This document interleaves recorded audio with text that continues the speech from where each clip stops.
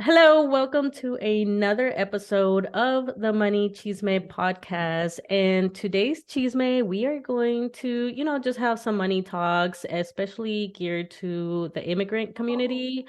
And with me today, I have Maribel from Our Wealth Matters, also known as your favorite immigrant money coach. So, hi everybody, my name is Maribel, the founder of Our Wealth Matters, aka your favorite immigrant money coach, as I believe more immigrants need to know how they can legally earn, save, and invest their money irrelevant of their immigration status. So now that extra money that you have, or I guess what's the next step after Yeah. that? Now we can get into, I guess, the investing portion. So if you have a business, you can open that solo 401k.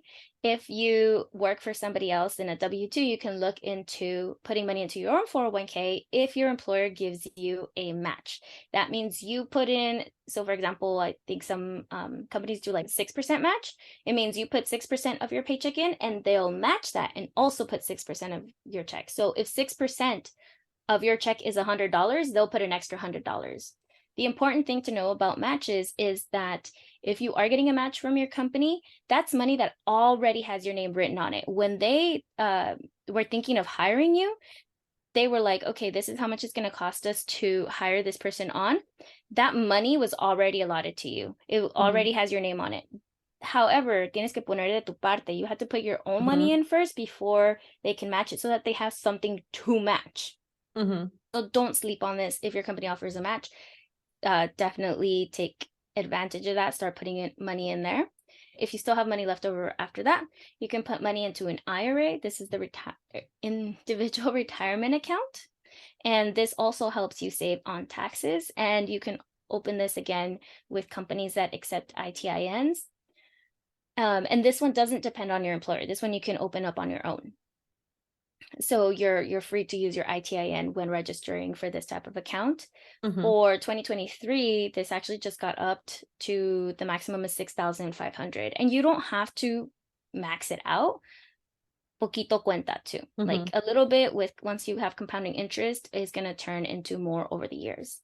After that, you can also invest in a HSA, which is a health savings account. And for that, you need to have a high deductible health plan.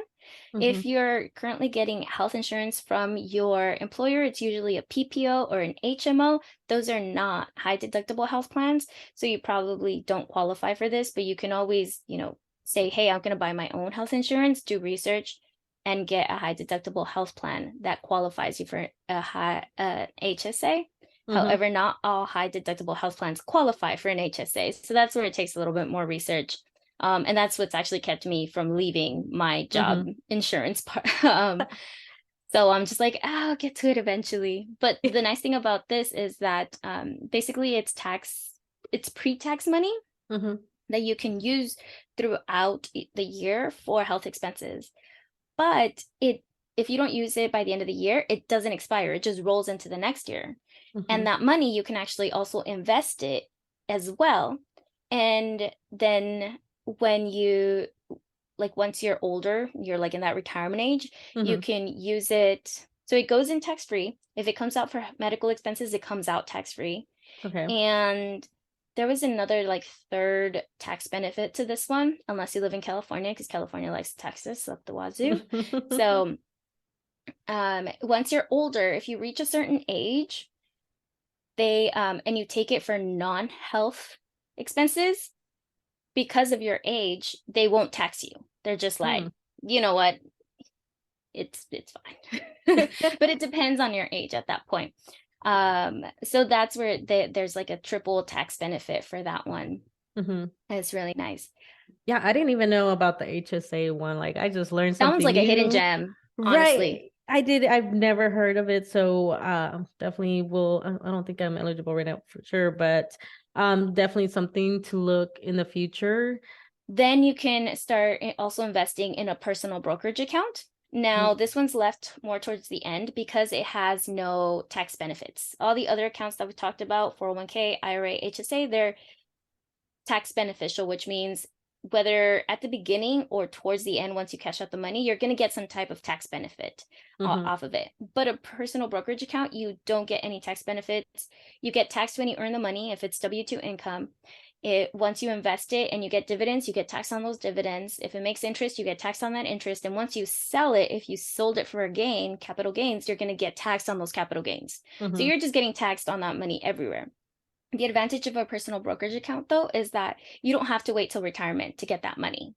You don't have to spend it on certain things to get that money. You can get that money. You can just be like, you know what? I have this XYZ that I need to pay. Whether I want to take this luxury vacation or I want to get a down payment for a house and this, and I don't want to get penalized for taking money out of these other types of accounts. You can go to your personal brokerage and just sell off the stock, get the money, use it for whatever you need to without giving anybody an explanation of what you're using that money for, in order to try to avoid penalties. And again, all of these steps that we're talking about, you can do with an ITIN, depending on your working situation. Yeah, I didn't realize there were so many of these things. I mean, I knew 401k and IRA, didn't know the last few ones that you talked about. And I'm glad that people that have like an ITIN can, participate. For someone that doesn't understand, because I know I had to explain it to my mom, and I know I didn't know it whenever I had a 401k at one point. I was like, I just knew it was like, I just You're heard like, is it okay, sitting there? What's it doing? How's it making yeah, money? exactly. And then you just hear about it. You're just like, well, I'm supposed to do something with it. Okay, I'm just gonna put money, I guess, to it. But yeah, so definitely want to know what, what 401k is and how that works. So all of these are, in a sense, investing accounts. So if you have a 401k or you have an IRA, you're already an investor. Now we got to learn the information about like, okay, well, what's it doing? How does it work? How can I get the most bang for my buck?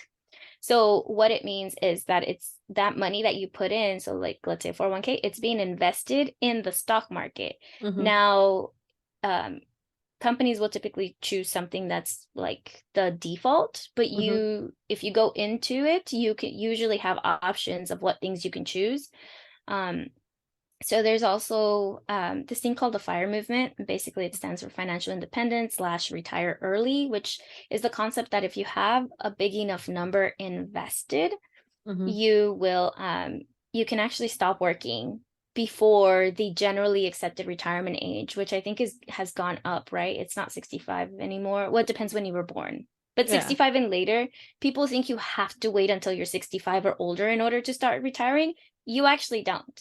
It's just once you are financially secure, which basically means like I can stop working, but my investments are generating enough money that they can sustain my lifestyle.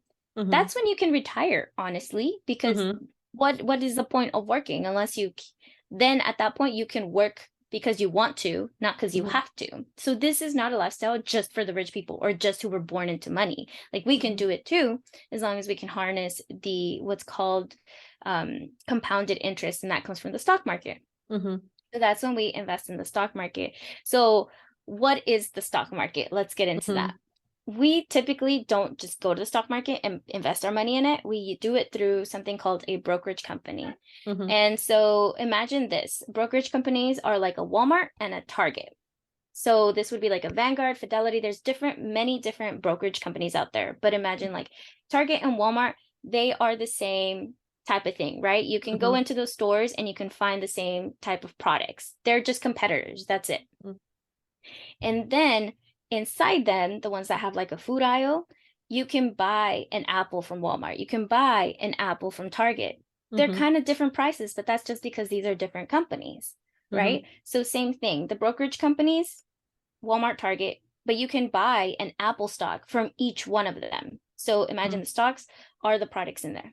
There's also these things called index funds, which is just basically a basket of whatever they are tracking. So let's say S&P 500 tracks the top 500 companies in the United States. So think of it as you're going into Target and they have a special and they're like, hey, we have this specific product where we give you a basket of our top 500 selling items. And anytime that item now isn't selling as good, we will take it out and put in the next product that's now part of the top 500 selling items. And so you don't even have to manage it, right? You'll always just have the top selling 500 items. That's basically what the index fund is. You can be more hands off. You can just buy a share of that, be hands off, and they kind of manage it, taking out stuff that is no longer performing the way it should be and putting in the new stuff that is performing. And so this is how we think about it. If you start seeing those differences in prices, like I'm getting an Apple share from company A, but also an Apple share from company B, why are they different? That's when we start looking into the fees. Okay, are they charging you anything for having your money invested? So for example, a Vanguard, which is a brokerage company, for their low cost index funds, they charge 0.04% of the money you have invested. Then there's also something like a Fidelity, which has something called a zero cost index fund. They charge you zero fees to have your money invested there with them. And the reason for this is because they want you to have all your money there. And then once you grow as an investor, that then they can offer you other products because you're already like, this is the company, you know, and that they'll make their money on the back end. So it's called like a loss leader, which basically like it loses them money, but they make money in later down the road by offering you other products. Okay. So I know it can be sketch when you're just kind of like, they're doing this for free, right? That's the catch, is that later when you grow, they want to offer you their other products. You're talking about like the index funds and how, you know, they do it for you. And I know you see it and I've seen it, like these, you know, the stock bros where they're like, you know, promoting day trading and stuff. And I kind of like want to go over that and give like that disclaimer, because I feel like our community can be prone to fall for that, thinking that they're going to be like, oh, you know, be rich trading stocks. So what would be your disclaimer? So the disclaimer for investing is that not every investment is going to be a good investment. This is where we kind of get back into the taxes and how to even legally avoid taxes on some of your gains. So there's actually a tax law that if you own a stock, any stock, for less than a year, you're going to get charged taxes based on regular income tax brackets. Then if you actually end up keeping a stock longer than a year, you actually pay taxes based on a reduced tax bracket. So this can be the difference between paying 25% on a $40,000 gain versus a 10% on a $40,000 gain, just literally because of how long you kept it. So if you sold it one day before it was 1 year old, you're going to pay higher taxes than if you just waited an extra day, and then you're going to pay less taxes. So this is where the stock bros, they kind of move in, buy the stock, buy high, and then buy low and sell high, right? What doesn't matter on the timeline. So they will buy and sell, buy and sell, buy and sell. And if you actually look at some of the taxes of these people, they're like, oh my gosh, I just made, you know, like $25,000 this year already. It's like, well, no, yeah, but how much have you already lost though? Because it doesn't matter how much you've earned if your losses are greater. Overall, your net, it has been a net loss. So I don't care how much you've made. I want to know, like, how much did you actually get to keep? So this is where a lot of my content focuses more on long-term investing, which is minimum 10 years before you actually start seeing those gains. Because if we want to do an S&P 500 index fund, we're not trying to beat the stock market. We're also not going to do worse than the stock market. We're literally just going to ride the wave of however the stock market performs. And I don't mind whether it goes up and down every single day, because once we look at the last 100 years of data in the stock market, it goes up and down like a yo-yo day to day. But then when you zoom out to those 100 years, you can see it's going on an upward trend. And that's what we're trying to get on. That's the wave that we're trying to ride for our gains. So minimum, we have to leave it invested like 10 years versus 5 days. Yeah, you start seeing gains and you start reducing the risk of losing your money in the stock market the longer it's kept in there. Yeah, definitely. Because, and that's, I think, one thing that we got to get into our mindset, that we're kind of like geared to kind of have that quick, you know, feedback, or that quick We want that result. gratitude. Like Yeah, we don't want to do delayed gratitude. We want to do the whole like, I want to see results now. And exactly. for that, you can have a high yield savings account. Okay. If you Mm-hmm. get 5% APY, you will get that, you will see that like building up day to day or week to week or month to month. And you will slowly see that. But that's not what you want to do with your investments. Because again, Mm-hmm. when you do it short term, that's more like gambling. Yes. When you do it longer term, that's where you're an investor. So just Mm-hmm. because you put your money towards something doesn't mean you're an investor. It just means, great, you're putting your money in there, but do you really understand what you're putting your money into, or what money moves you need to make in order Mm-hmm. to increase your chance of coming out with gains?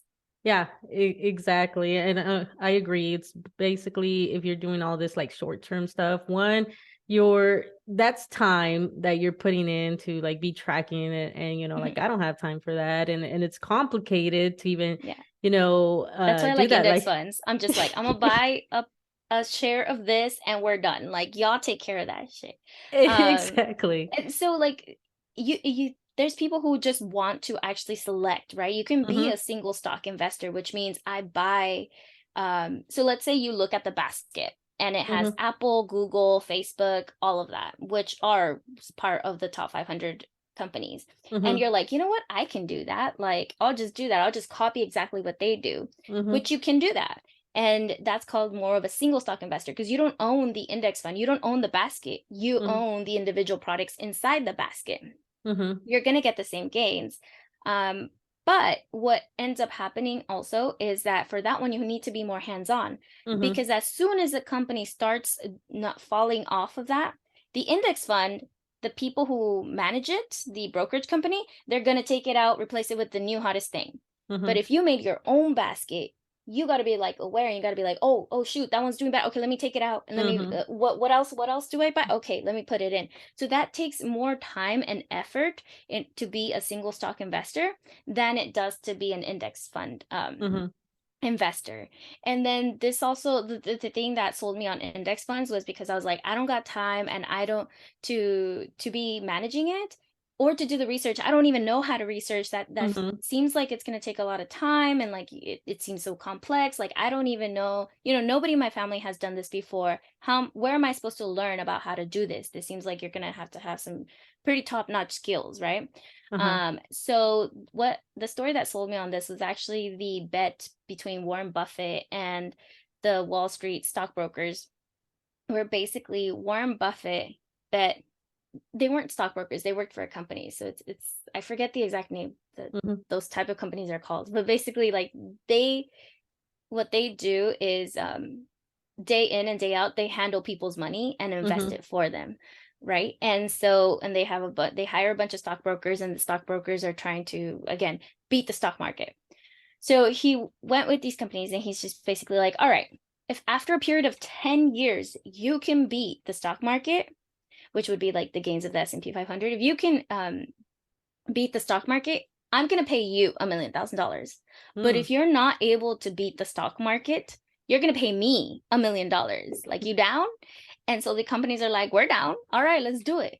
So this was a 10-year bet. Again, Oh, like wow. the bets that millionaires are able to make, right? They're just like, I pay you $1,000,000, you pay me $1,000,000. We got this. Right.